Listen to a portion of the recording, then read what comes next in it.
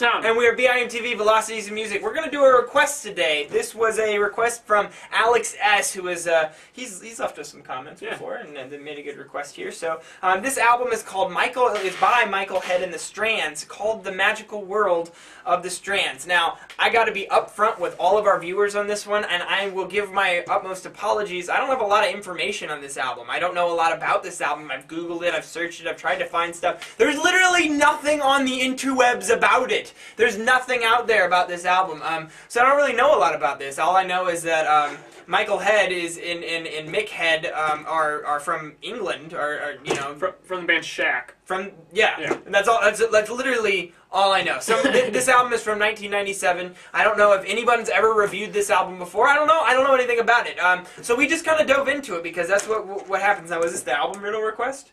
Yes. This is the album riddle request. So the album riddles, if you solve, every 2 weeks Tom puts up a couple album riddles, and if you can solve both of them, you get carte blanche call on whatever you want us to listen to and spew words at your face about. We will do so if you can get those 2 album riddles right. It's just how we have fun and listen to crazy new music here at VIMTV, new to us. And this is certainly that. I mean, I don't know if any of us have ever heard of this, so it's kind of a learning experience for all of us. And so if you can get your hands on this album, it's definitely, I think, a worthwhile listen. I think I enjoyed it. It's just to give you a description of the sound, it's very folky, but there's a lot of early kind of 70s folk rock vibes there, and a lot of almost the early Pink Floyd stuff going on there, like metal era, maybe even, you know, you mentioned I'm blanking on how to pronounce it right now.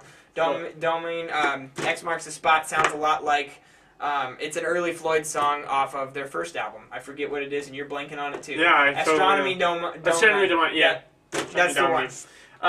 Yeah, totally, because it's got that psychedelic aspect, but it's just also got that nice kind of clean folk rock aspect.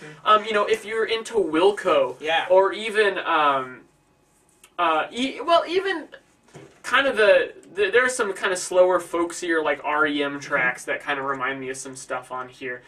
So if you're into that, and even like Zeppelin 3, there's a lot of good mixes between acoustic guitar, electric guitar.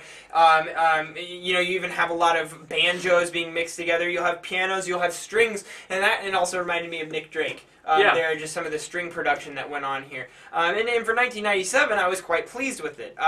And I think that one thing that I have to compliment is just how generous the solid folk songwriting was. I mean, throughout this album, I was being surprised left and right of how this album would bring about these different song transitions and things, to where you'd have a part of the song that really kind of just bloomed and opened up in front of you, and it didn't expect it. And it's not traditional in the way traditional folk music would really unfold, and I appreciate it. And those are the most rewarding spots of this album. I think like tracks like And Luna and Glynys and Jackie, where it just kind of explodes into this random kind of electric guitar based thing.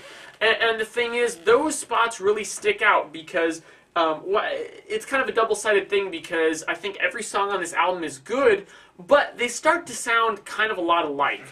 So when you have those moments that really all of a sudden just wake you up, it's very, very useful and needed. Yeah, Tom, and I felt the exact same thing. I felt like this album established this mood, this very chill, kind of airy, almost austere vibe to it, and it maintained that throughout the album, which I really liked. And there's a good variety of songs. You know, it rocks out at minimally, but at different points in the album you get some instrumental intensity. But there's also, you know, track 9, Loaded Man, this really brooding ballad that was just very sentimental to me, and I really liked that song. You know, it was clearly one of my track picks. But at the same time, I really felt like overall that it was kind of monotone, or a little bit, just in intensity, and it just made it less believable. And I think that it's because of the vocals. I didn't really feel like he was trying to suck me in. Right. It kind of sounded more like he was just singing to himself than trying to capture an audience. Yeah, and you know, I feel like vocals, especially in folk music, you have to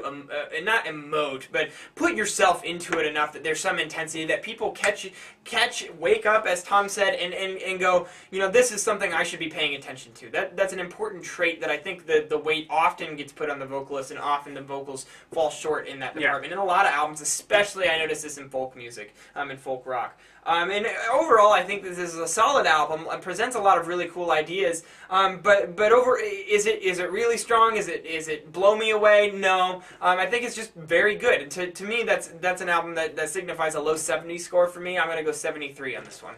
That's exactly what I was going to say. All right, well, we didn't even discuss our scores beforehand, and that's what we ended up on. Yep. So, overall, it's a good album, worth checking out if you can ever get your hands on it. It's folk music. It's a lot of expansive songwriting, experimental songwriting even, and it's definitely shows a good variety of styles. So, and thank you, Alex, for opening us up to this album. We never would have heard of it otherwise, so thanks. Yep, it's a good request. Like I said, if you can get your hands on it, listen to it and leave us a comment at www.velocitiesandmusic.com or youtube.com/velocitiesandmusic. Follow us on Twitter, like us on Facebook, and as always, keep rocking and believing in your own opinions and not always what we say.